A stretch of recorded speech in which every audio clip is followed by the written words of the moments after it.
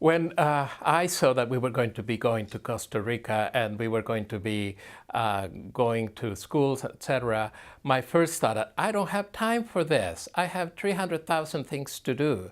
And I was wrong.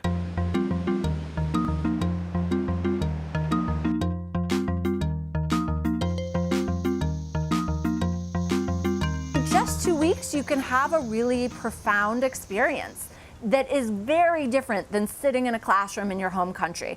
You can get all of the academic theory, you can read the books sitting at home, but actually living an experience like coming to a country such as Costa Rica for 2 weeks and seeing so many things back to back packed in and experiencing something totally different than your home environment has a really profound educational impact on the students. Compared to the United States, Costa Rica has no defense budget. Our budget, one of our priorities is our educational system. So Costa Rica right now has one of the highest quality educational systems because we have prioritized our education as one asset that can make a difference in the quality of living of our citizens. I did an exchange program last year, and I noticed that we have two very different educational systems because I feel that on the United States program you don't learn as much as from all around the world, like all the other countries, the history from all the other countries, and we learn a lot about the history of other countries and what is happening right now in other countries. And in the United States, I feel that they just learn about the United States. It's a huge problem in our community that affects the entire country, actually. And it has to do with the water that we use, and pretty much daily, right? We know that our community uses water that comes from a specific place, right? And it's always been there, and we've always used the same water.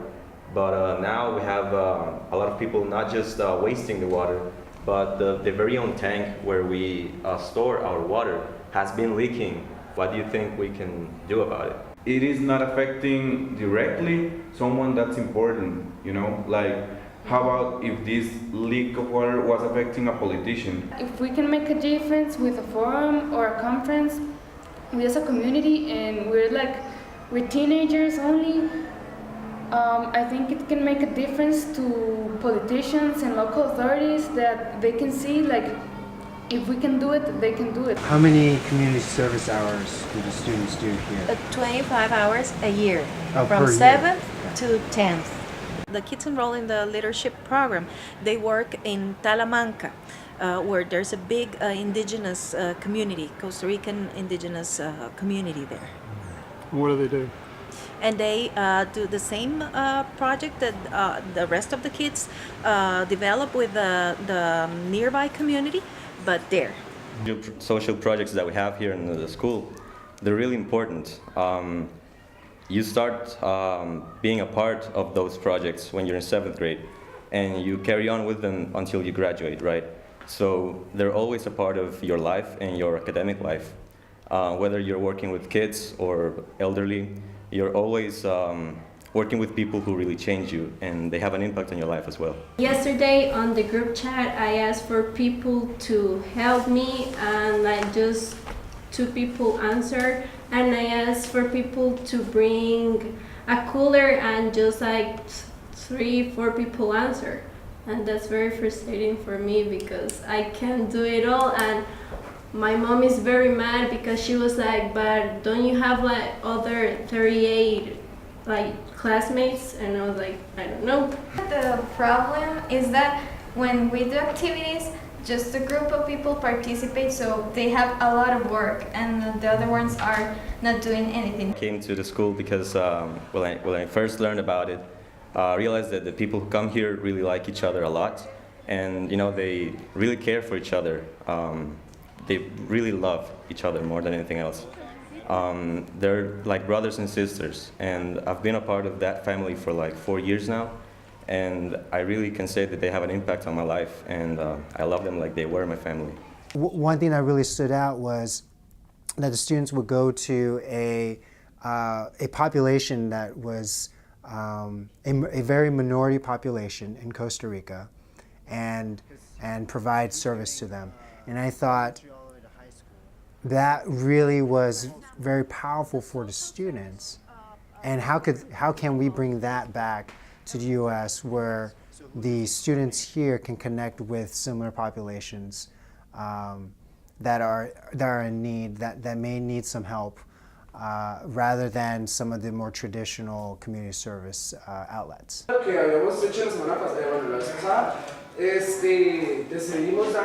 Most of our students, they are from people from different families, which the normal average income is $600.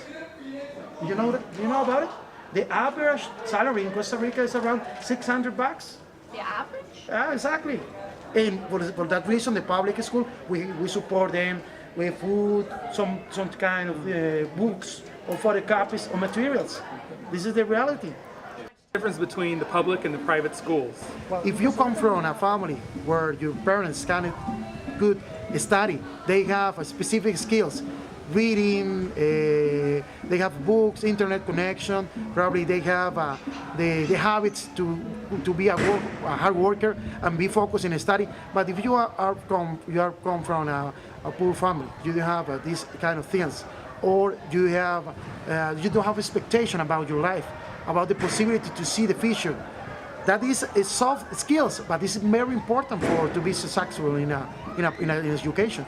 To think about the future, to have the economy background or possibilities, or scholarship at least, but there are some of the challenge that they have. Es extraño para nosotros ver que una persona le dé vuelta a otra. Estamos acostumbrados que la pareja. If you have opportunity from your parents, you can dream about your future, about your profession. But if you come from a poor family in a hard neighborhood, it's not easy, you know. The program and things that you like the most about it.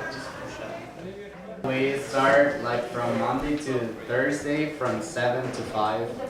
And well, tomorrow we only come 5 hours.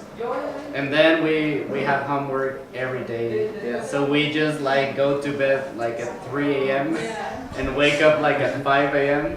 It's kind of exhausting, but as Alejandro said, it's very rewarding. No, es la evaluación interna en general de todas las áreas y perder tiempo con mi familia. No es perder, sino que invertir más tiempo en educación que en mi familia. Y yo decidí entrar al programa de Bachillerato Internacional por querer sacar a mi familia adelante, por querer un cambio educativo y porque, como dije anteriormente, en mi familia no hay nadie que tenga un diploma, entonces sí quería hacer con la diferencia. We're in an educational system that not only teaches us about biology or mathematics, but also about how to be conscious about the world. And it's very important to develop that critical thinking and that international mentality, which is very important for everything you want to do in life and for whatever you want to study. So I think that we all share the opinion that the IB has helped us a lot to grow up as people, as students, as citizens, and as people of the world. My major takeaway is looking at the ways in which education practice, and education policy in a place like Costa Rica has so many similarities in terms of the challenges that we have here in the United States. I think it's always challenging to find ways to educate populations that maybe are harder to reach.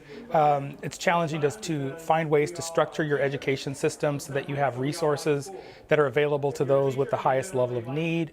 To find the ways in which we can be creative in how we manage education systems so that we can achieve a variety of goals using creative ways so that we can provide a better quality of education for the 21st century.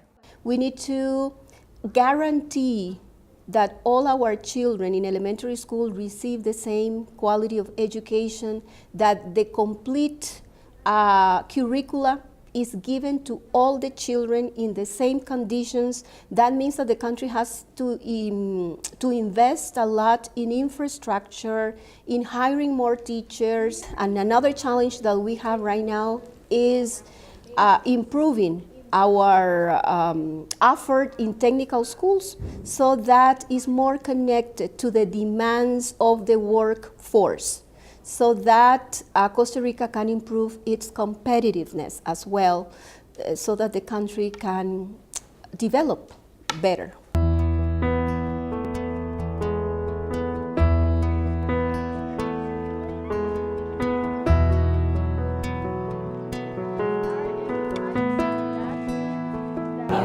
Music, physical education. Yeah, informative. Okay, computer science. Computer science. Okay. Specialties. My God. And the basic things like how to repair a computer, how to install Windows and stuff like that. We have a lot of touristic centers, so it's very good for the country. And in rural areas, they can work inside and cook. Specialty of that you offer, are there even number of boys and girls going to different specialty, or is it there are certain specialties that are more boys enroll and less girls involved? I had the opportunity to study in bilingual secretary for a year too. So there were like 4 boys only and like 10 girls. And it's kind of rare. With time, you get to know that actually it's really good, because you don't know that if in the future you're going to work only with girls or only with boys. I choose this high school because I really like it. And we have the opportunity to choose a specialty in here when we get to 10th grade. So what I wanted to do since I was young, to start to work in a call center or anything like that. Biggest challenge for us is teaching English to the students, for them to acknowledge that they have to learn the English as a second language. You don't know English nowadays, probably actually you don't get a job. You don't have less opportunities to get a job. Here we can find lettuce, and the students can plant broccoli, cabbage. The industries, the businesses that you are working with, do they give you ideas on what the curriculum or what they want to see the students, and that's how you set your curriculum? Yes, years ago, what we do, we prepare our students based on what the Ministry of Education gave us with a curriculum. Then we noticed that it wasn't working. So the companies, they say, okay, no, we want you to prepare our students on this. The current trajectory of education seems to be more from a economic perspective, a human capital perspective. The purpose of education right now is to prepare students to be able to be contributing into the workforce. It seems like education right now is just focused more along about providing economic value for countries. ¿Cuál es su favorito subject? Materia. Español. ¿Español? Y también. Seguimos leyendo ahí. Bueno, ahora háganme ustedes en el cuaderno la brújula y me escriben norte, sur, este, oeste. Bueno, los padres en la otra escuela no están tan involucrados como en esta porque es una escuela más urbana. En las escuelas rurales los padres tratan como más que involucrarse en la educación de sus hijos, pero más bien eso es perjudicial. Para mí, yo siento que eso no debe ser así. Los padres deberían entregar a sus hijos ahí y educar a sus hijos en la casa, y nosotros nos encargamos aquí. Cuando nosotros decidamos que queremos convivir con los padres, los mandamos a llamar y hacemos lo que tenemos que hacer con los padres. Porque es más divertida, y las escuelas muy grandes no me gustan mucho porque traen muchas aulas, entre ellas uno como que se distrae con las cosas, y no, me gusta mejor esta. Students in Costa Rica don't get the education and the services that students here in the United States get, and yet they really appreciate it. You know, from their education to their staff, their teachers, their administrators, to their actual buildings and classrooms, and whatever resources they have. Indígena empieza más que todo por la autoaceptación. Si usted acepta que es indígena, de ahí vienen las consecuencias de serlo. Una de ellas es mantener y difundir la cultura. Me formé como desarrollador y pienso que una de las cosas importantes de mi cultura es rescatar la lengua. Es por ello que desde ya estoy planteando cómo crear una aplicación para móvil o incluso para páginas web en donde se pueda enriquecer acerca tanto de la lengua como de la cultura indígena Uruca. The plan that we're developing right now, it's really important both for the university and the country and the indigenous communities as well, because it's an opportunity to bring equity into access for higher education, specifically for indigenous populations, but also because we've been successful on achieving permanence of the students.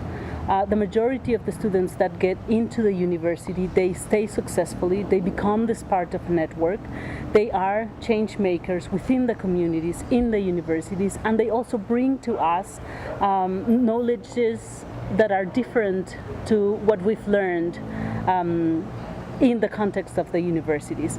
So they become also channels in between the communities, the reality of the communities, the needs of the people, and the reality of the universities. They're also starting to come with all these knowledges and bring new ways of learning and new ways of teaching. We started with about 300 students. Right now we have enrolled over 1,000 indigenous students in different careers. Este proyecto del avatar es importante porque así como manejamos una mejor comunicación con la cultura sorda, podemos implementar esa misma hacia la cultura indígena, poder validar o expresar la cultura indígena de una forma más incluyente. I think overall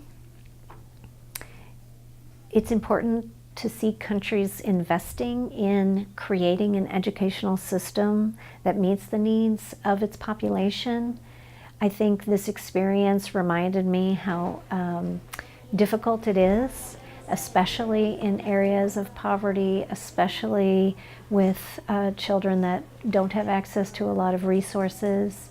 I feel like that is similar to some of our schools here, and as a society, being able to invest in education, wanting to put resources into education, believing in education as a means to bettering society and our individual communities, all of that was brought up for me in this trip.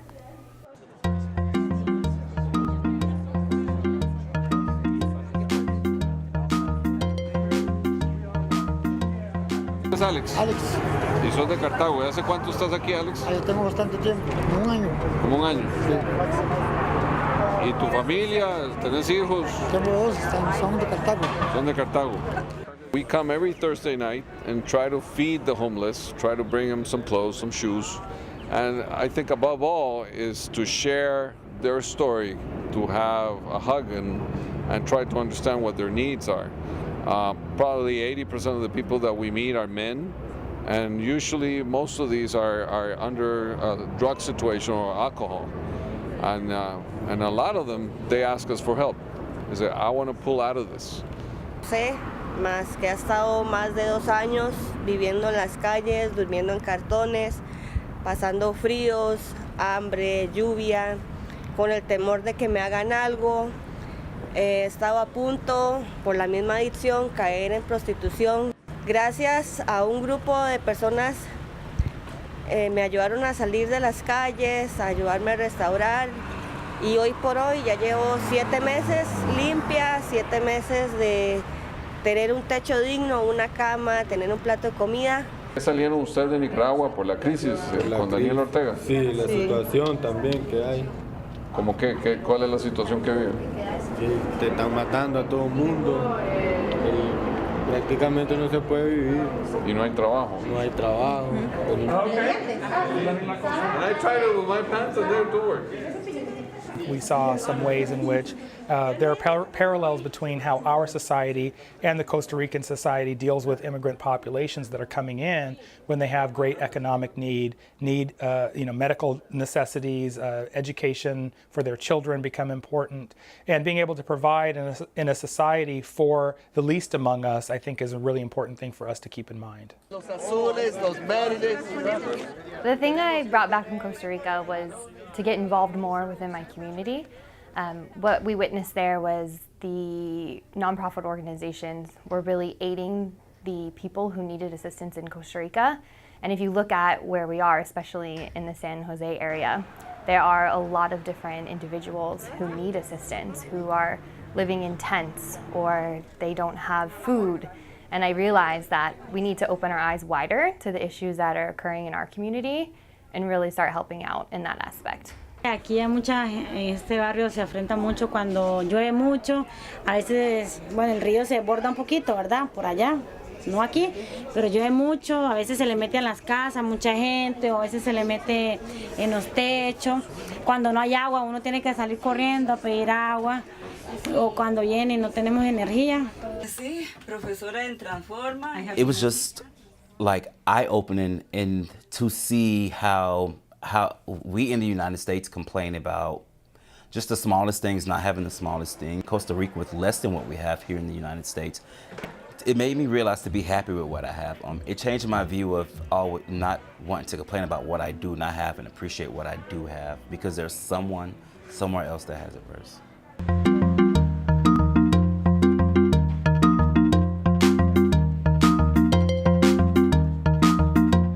There's 25,000 people living here. They are Nicaraguan immigrants and or descendants of Nicaraguan immigrants.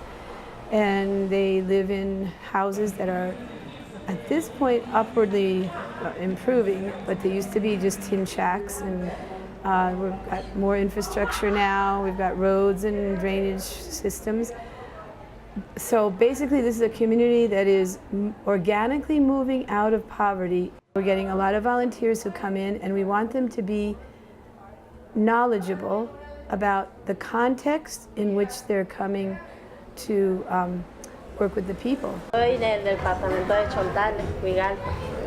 Me vine para acá porque en Nicaragua está pasando algo muy feo, pues. Muchos muertos, muchos jóvenes como yo, 2 niños muertos, quemados, vivos, y muy difícil. The big challenge is the kids come from homes that don't have infrastructure that make it easy to study or to learn. A lot of them have parents who either aren't literate or don't really think education is that important. And so they have to struggle to believe in themselves and keep going.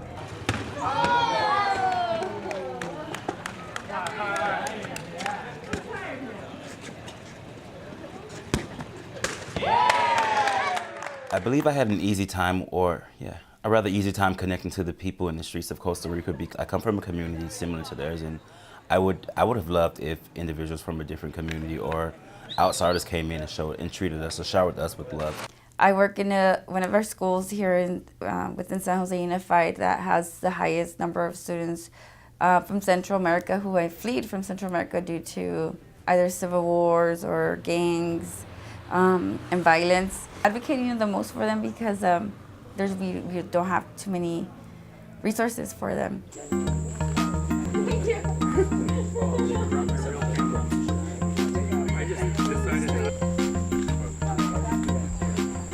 8% of organic farming 30 years ago.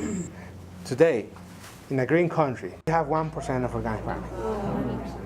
Because is farming profitable today? The people want to be a farmer? Do we dream to be farmers? Every 10 years we prune today, but we used to do that every 5 years. Every time we prune, we lose a harvest. And if we lose a harvest every 10, it's better than losing a harvest every 5, right? So that's why we've been learning about the long-term benefits of doing organic farming after we learned the short-term problems that were too much that scared most of the farmers away. You're validating another way of learning, which is very, very interesting and effective, in my opinion. It's like learning through mistakes. Like you guys try one way and then evaluated and then decided that it wasn't working very well, and then you make the changes on your own practice, which was really great. That's a good way of learning. That model that Angela was referring to, learning from your mistakes, it's not specific to any industry or any job or any occupation. It's kind of like a life lesson. And as educators, we want to keep adapting and learning from our mistakes so we can have better practices. So I think taking a humble approach, similar to what you were referring to, is the way that just you should approach life. For me, what I liked about it was it really gave us a good opportunity in some of our evening meetings to discuss issues, things that we had read, some of our research interests, just things that we have as educators that are commonalities with other educators in other parts of the world. It gave us an opportunity to really process a lot, to learn a lot from each other, to have discussions about things like global trends and looking at economic trends and how they have an impact on the students that we teach. I so value this opportunity that I believe it is a life changer for me. So that maybe not a life changer, much more like a laser focusing experience, so that those thoughts that I have had about education, that I have been pondering throughout my life, and as a classroom teacher, as an administrator, as a student in the doctoral program, now they gain more defined colors. One of those, for example, is that I consider my civil duty to run for office, to run for board of trustee in my local unified school district. I think the biggest takeaway is just the opportunity to go to a different country and understand their education system and be able to meet people that are experts in their field or that are deeply involved in their education system and really understand what are some of the issues that they're facing, what are some of the solutions that they're looking to address the issues, and kind of be able to make those comparisons between the other education system in a different country to that of the U.S. Takeaway from Costa Rica was the importance of community, the importance of the community working together, and the importance of myself as someone that has overcome certain barriers of my community, the importance of going back into that community and sharing the education I've gained, the lessons I've learned with the community to help everyone rise above their current situations.